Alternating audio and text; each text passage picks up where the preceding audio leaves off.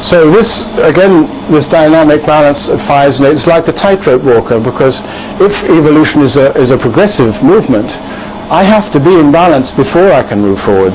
And if I'm a tightrope walker walking on, I've got to make sure I'm in balance before I can put the next foot forward. If I'm doing this or the other thing, there's no way that I'm going to move forward at all. So again, it's this movement, this centering, this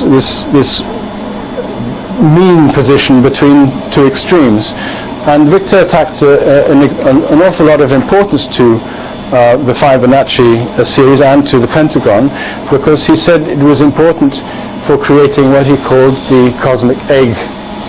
And he didn't actually describe how this was done, but the cosmic egg, if this is the cosmic egg, can be created by putting pins in these intersections of the inner part of the pentagon.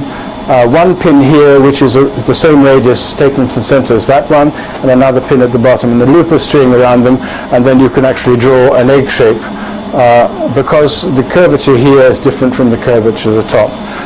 Eventually we come back to the mathematics of the egg a little later on.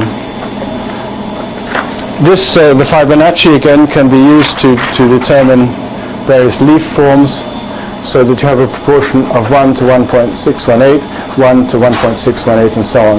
And depending on the angle between them, then depends on what sort of leaf shape you can get out of it, a small one, a large one.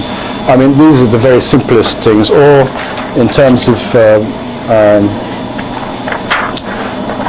evolution of spirals or shells, like the Nautilus shell again, you have 1 to 1.618, or 1 to 1.618. It depends again on the angle at which you progress from one part of the proportion to the next, whether you have a spiral which goes out quite quickly or one which goes out quite slowly.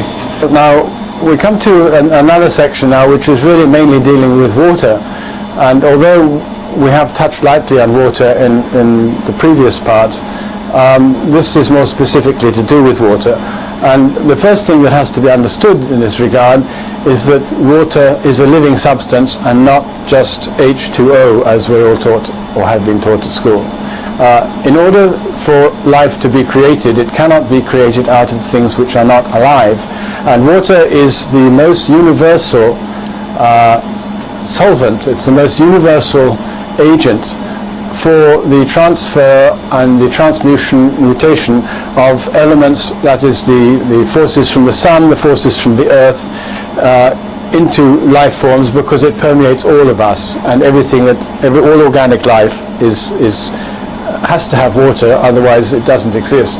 So water is the blood of this earth. Water is a living substance, and in Viktor's view, blood and sap and water are all the same things. They perform the same functions, although also in his view there are as many varieties as water as there are human beings and plants and animals. So it's not something which you can wrap up into a nice little package and say that is water. In fact, many people have written books on water, and I think they still have not come to the bottom of what water actually is. It has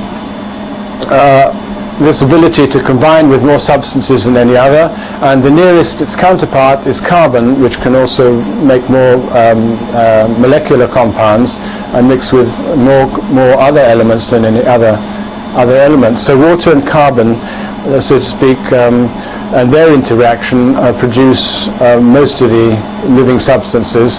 Carbon, in this sense, being the mother substances of Viktor Schauberger as well.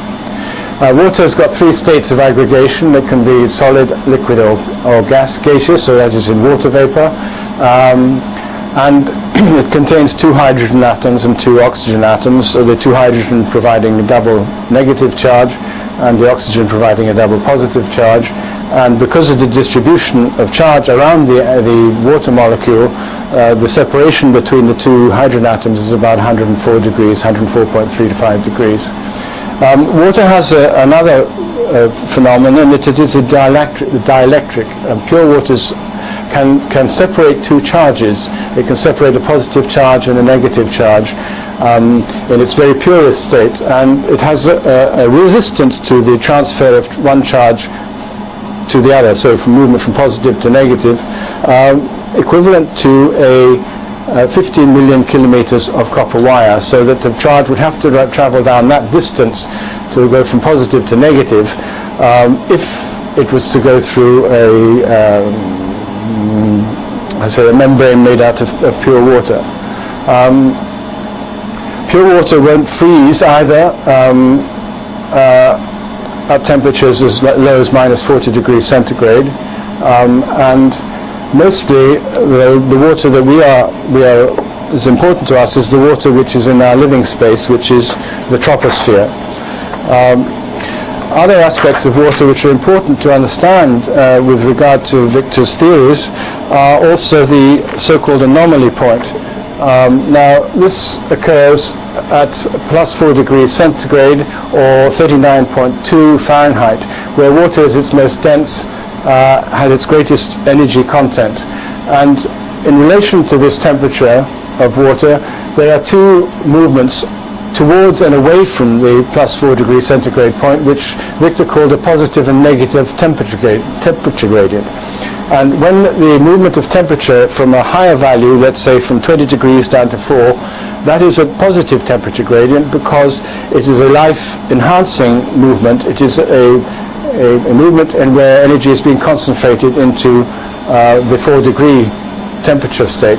A movement away from that 4 degrees, either upwards or downwards, is a negative temperature gradient. It's one where structure is becoming loosened instead of being, so to speak, consolidated. And this also has a relationship to volume, because at 4 degrees water has its least volume, and at higher temperatures has a greater volume. Another factor also is water's high specific heat, which has one of the highest specific heat, which means that it requires a greater input or extract of heat or cold in order to actually change the temperature of water. And the lowest point of the specific heat of water is at 37.5 degrees centigrade, which is about the same as our blood temperature.